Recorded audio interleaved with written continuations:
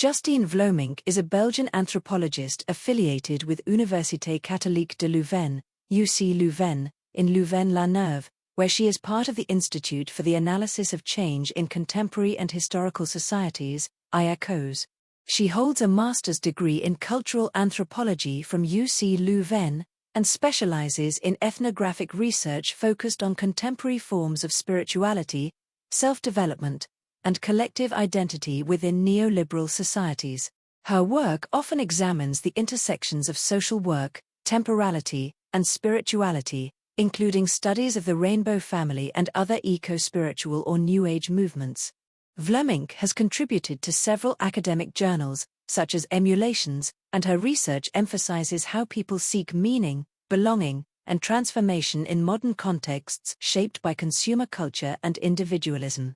Justine Vleminckx's 2019 paper explores the Rainbow Family, a global New Age spiritual movement that began in the 1970s and organizes communal gatherings focused on peace, nature, and simple living as an alternative to capitalist society. Through fieldwork in Europe, she shows how the group rejects materialism and consumer culture yet unintentionally mirrors some of its values, such as individual self-expression and the pursuit of personal authenticity.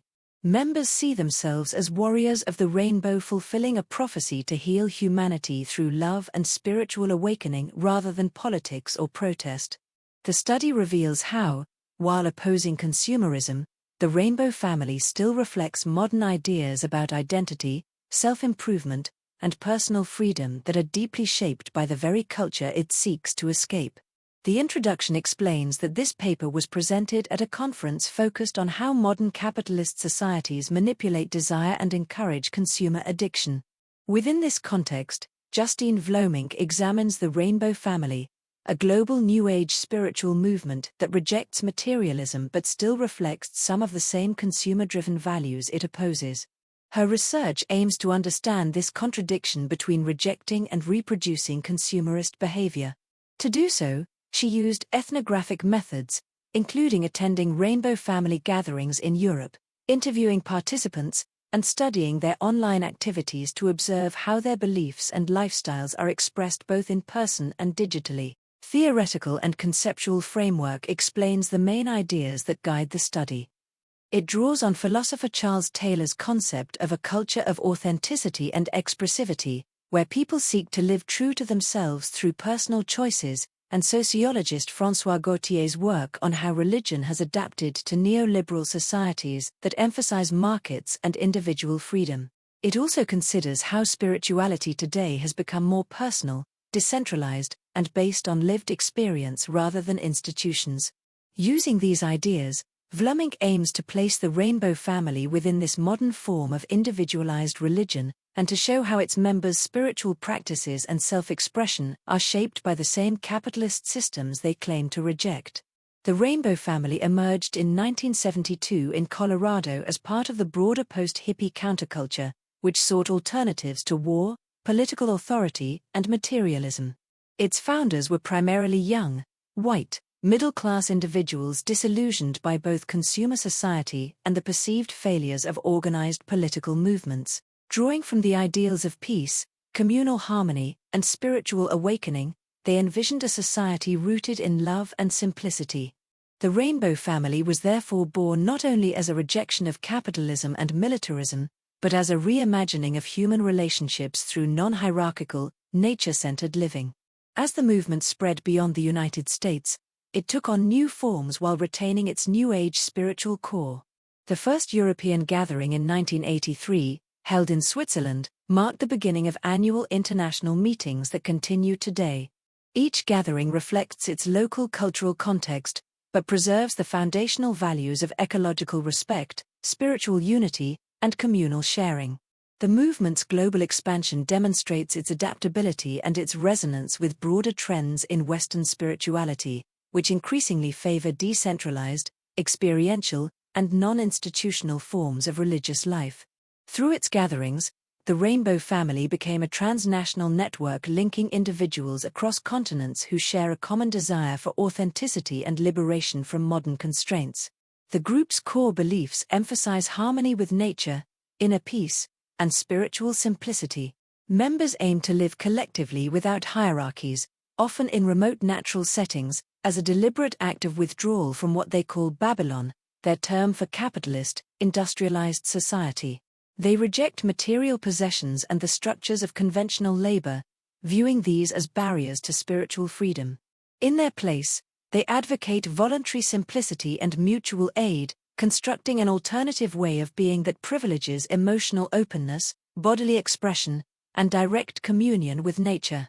These values create an atmosphere that blends ecological awareness with a spiritual pursuit of authenticity, grounding their critique of consumer culture in lived experience. Sociologically, the rainbow family largely consists of people from urban, middle-class backgrounds who have chosen to detach from mainstream economic and social systems. Many live with minimal income, relying on social benefits or informal work, yet describe their economic marginality as a deliberate rejection of material dependency rather than a form of deprivation. Their practices, ranging from vegetarianism and permaculture to meditation and neo-shamanic rituals, reflect both spiritual eclecticism and a lifestyle ideology of self-sufficiency. This combination of voluntary simplicity and spiritual experimentation situates the rainbow family as a distinctive social phenomenon, a movement that aspires to escape consumer capitalism while unconsciously reproducing its focus on personal choice, self-realization, and the moral value of authenticity. In the Rainbow Project, Rejection of Capitalism and Construction of an Alternative World, the author frames Babylon as a shorthand for an oppressive capitalist order and sets up a stark dualism between that outside world and the true world enacted at rainbow gatherings. This binary guides participants to see personal and collective renewal as possible only by stepping outside mainstream social norms and market logics into spaces deliberately organized against them. In practice, this alternative world is built through temporary, remote encampments in nature that minimize technology and everyday conveniences.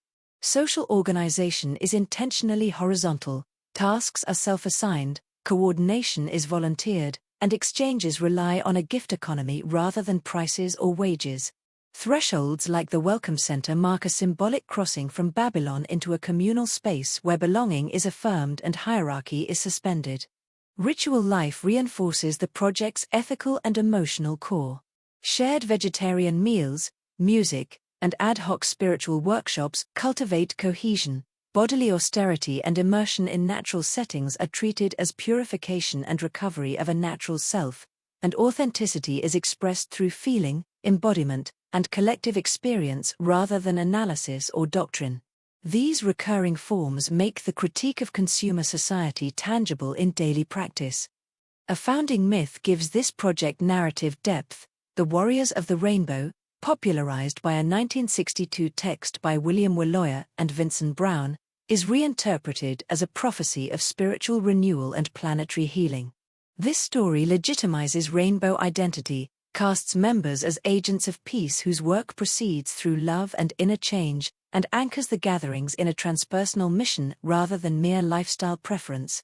The only real change is within oneself explains the rainbow family's guiding belief that real change in the world begins with personal transformation. Members see spiritual and emotional healing through practices such as meditation, Reiki, Tantra, sweat lodges, and other self-reflective rituals as the foundation for global harmony. They emphasize self-awareness and emotional openness over political activism, holding that societal change cannot come from external struggle but from individual enlightenment and self-acceptance.